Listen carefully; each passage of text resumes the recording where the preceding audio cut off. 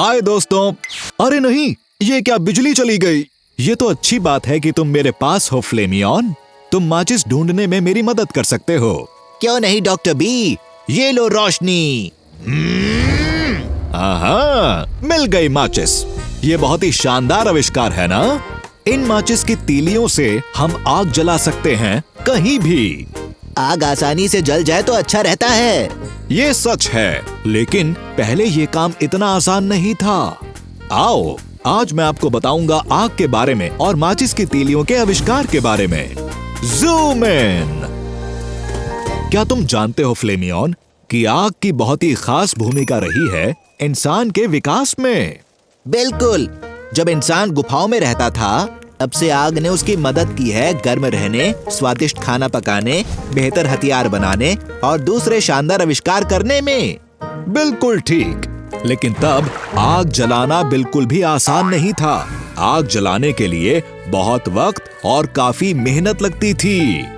इसके बावजूद उसका जलना निर्भर करता था हवाओं, बरसात और साथ ही सही तरह के पत्थरों वगैरह पर।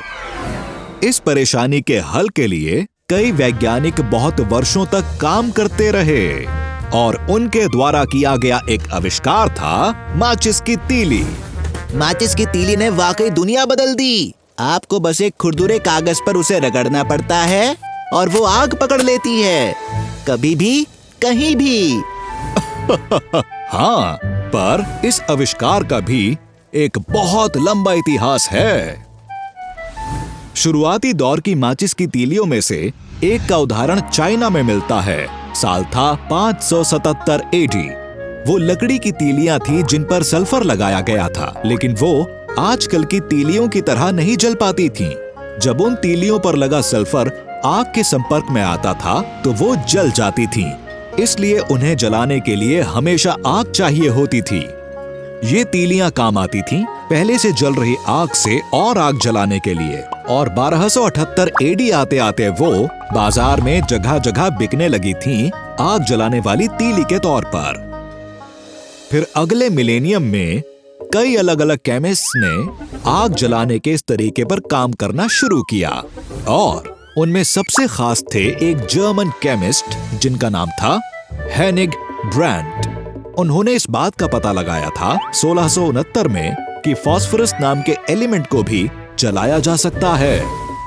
हाँ, पर आप विश्वास नहीं करोगे, दरअसल वो एक तरीका ढूंढ रहे थे उस पत्थर को बनाने का जिसका जिक्र कहानियों में होता है। खैर, ब्रांड की जानकारी का इस्तेमाल करके जॉन वॉकर आविष्कार कर पाए दुनिया की पहली तीली जो आग की मदद के बिना जल जाती थी 1826 में। एक दिन वो लैब में काम करते हुए एक छड़ी से केमिकल्स मिक्स कर रहे थे। उन्होंने बाद में ध्यान दिया कि छड़ी के एक सिरे पर केमिकल्स जम गए हैं। उन्होंने जमीन पर रगड़कर उन्हें हटाने की कोशिश की और उन्हें हैरानी हुई कि उसमें आग लग गई। उन्होंने बाद में सल्फर पेस्ट को मिलाया पोटेशियम क्लोरेट, एंटीमनी और शुगर के साथ पहली माचिस की तीली रगड़कर जलाने के लिए। ये तीलियां 3 इंच लंबी थीं और गोल कैन में रखी गई थीं। उसमें सैंड पेपर का एक टुकड़ा भी था उन्हें जलाने के लिए।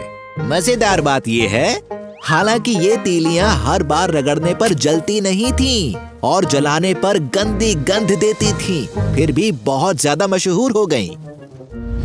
फिर 1830 के दशक में एक फ्रेंच केमिस्ट ने जिनका नाम था चार्ल्स सॉरियर कहीं भी रगड़कर जलाई जा सकने वाली तीली बना दी।